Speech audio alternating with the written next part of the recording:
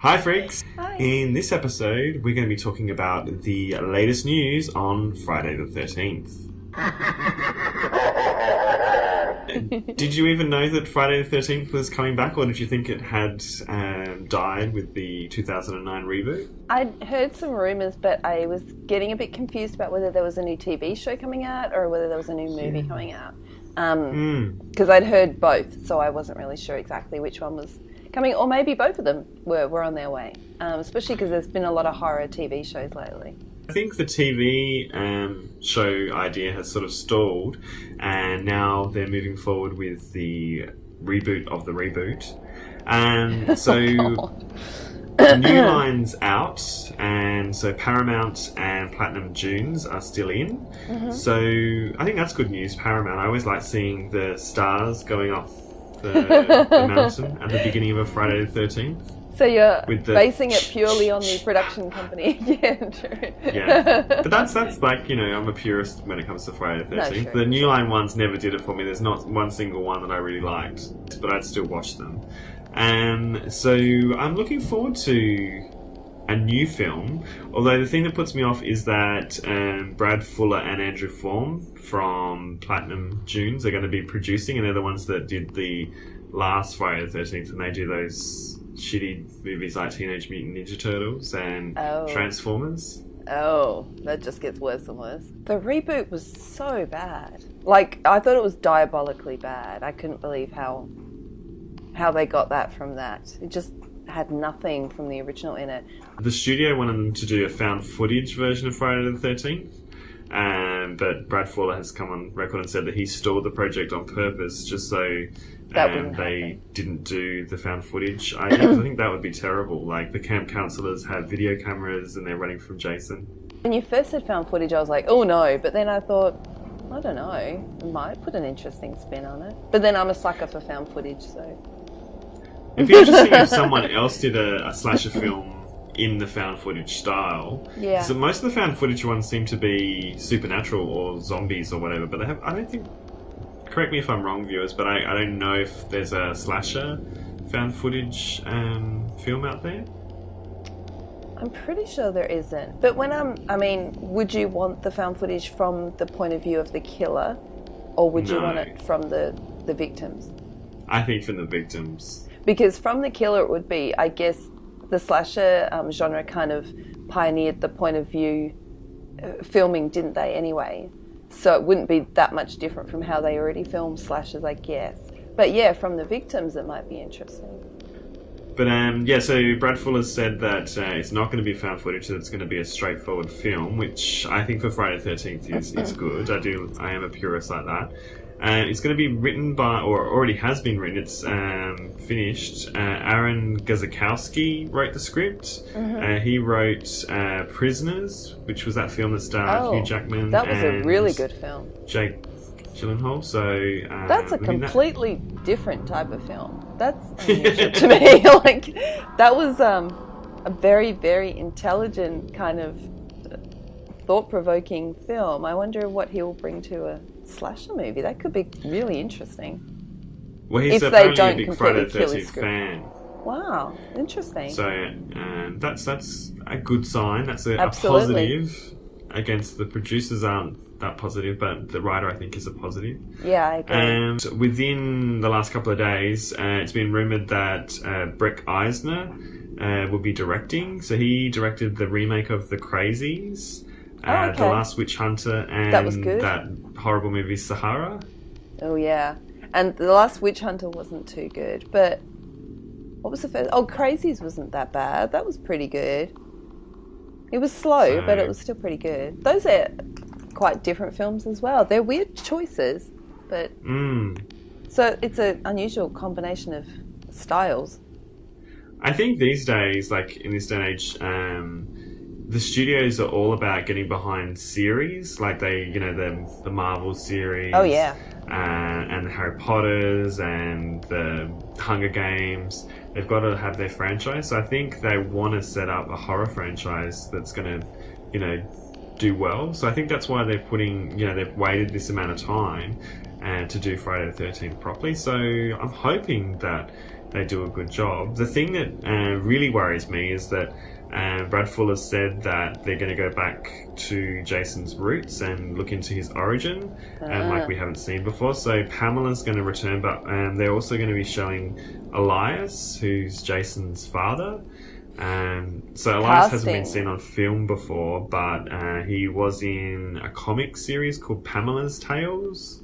Okay. I'm not sure about that. Casting could be interesting. It depends on who they put as, Mrs. Voorhees is in a vital role. Setting things in the past is in, so you never know. It could be that could be a good I just don't like the idea of an origin story. Like, I think I've just said it before, that I don't like to know too much about them. I like to have an air of mystery. No, I agree. You know, Jason from number 2 was great because you didn't know really too much about him. The more you got to know about him and the more they tried to flesh out a backstory, it sort of watered down his character. They seem to like doing that in remakes, though. Like how they tried to do that with Texas Chainsaw as well. And I just feel like the more you humanize them, the less scary they are. Focus on the characters.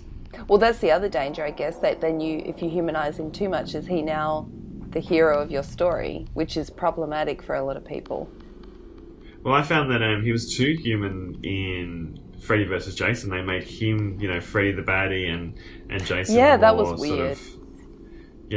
I did quite enjoy that film, though. It was probably one of the bloodiest movies I've ever seen. I remember being like, wow, they must have shares in fake blood or something, because this is ridiculous. Rivers of the stuff happening, but it was entertaining. So if they were going to do a Friday the 13th and they came knocking on your door, what would you sort of put in the mix? I would probably just do an offshoot of the film. I wouldn't necessarily set it after all the films, and I wouldn't necessarily set it before. I'd probably just do, here's a story that happened that we didn't tell you about.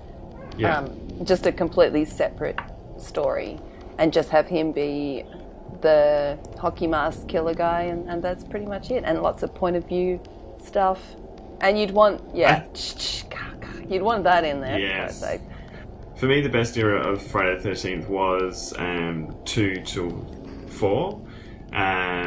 Like the 80s, before Jason got killed, before he became zombie Jason, just, creepy Jason that lives in the woods and running after camp counselors. Yeah. So in my mind, if I was going to do a Friday the 13th, I'd always set it in the 80s, in that in between, between part 2 and part 4. And after seeing Stranger Things, I would want to do it like Stranger Things, authentic 80s, the titles, have the Friday the 13th that flies through the glass. In the older ones, whenever there was a kill, it would the screen would flash to white. Yeah, I liked that.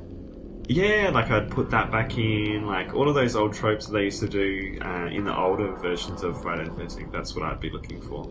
I'd want to lose the, the deaths got more and more inventive, and that was kind of fun in some ways, seeing someone beaten inside a sleeping bag or, Yes. some of the more inventive things. But I probably would lose that in my version, because I think just him with a machete slashing people was enough for me. I don't know. I mean, do you think it would add something to the films to bring in that element of caring about the people? Because they've never really had that in the past, I don't think. I would disagree. It is, the 80s, so they sort of did gloss over character development. But, I mean, in 2 and 3, they did sort of try to develop relationships. I don't feel it was very successful, though. I didn't feel a pang when they died. Oh no, so-and-so died at all. But I think even in 4, with Tommy and the sister and the mom and... 4 was better at that. Crispin Glover's character. I feel as they went along up until they got better. 4, they were heading on the right path. But then would you they want fell that, off the rails. Yeah. Would you want that, though? Keep that. Would you want to bring that into it or not? Would you embrace that and go another step and try and really make them more human characters, or were you happy for them to be less than? No, I'd refine it. So I would continue doing what they should have done. So, I'd put it in the vein of part 4. Hey, you could actually have things that they didn't have in the 80s, an African American character or a gay character. Look at that. Well, I think that's Bit the, of the diversity. beauty of An Asian Stranger character. Things. Like, Stranger Things sort of does that. They've done it in that sort of modern storytelling way, filmed in an 80s style, and I think that's what I would do. Yeah. Modern storytelling, but with an 80s original Friday the 13th look. Well, I think, we're sort of in agreement. Hopefully Paramount are watching and they throw some money our way and we can produce that. Yeah, we would do awesomely, I think. Well, the next Friday the 13th is January the 13th, 2017, which Oh, really? is rumoured to be a scheduled date. And I guess if they've already written the script, they've just appointed a director, maybe that's what they're aiming for. So maybe we might see a new Friday the 13th in January. Fingers crossed. Cool. So what's your take on Friday the 13th? What do you think you'd put into it? Let us know in the comments below, or let us know via Facebook or Twitter. Thanks for watching, and we'll see you in the next episode. Bye, freaks. Bye.